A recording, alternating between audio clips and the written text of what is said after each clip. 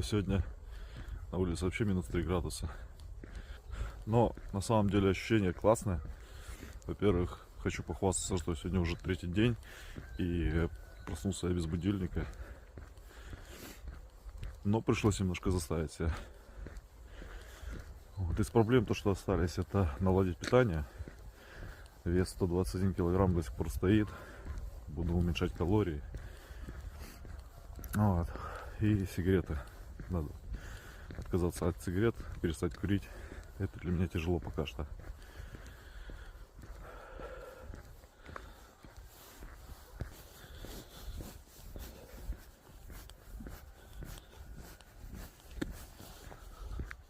Классно. Давно не замечал, как оно утром.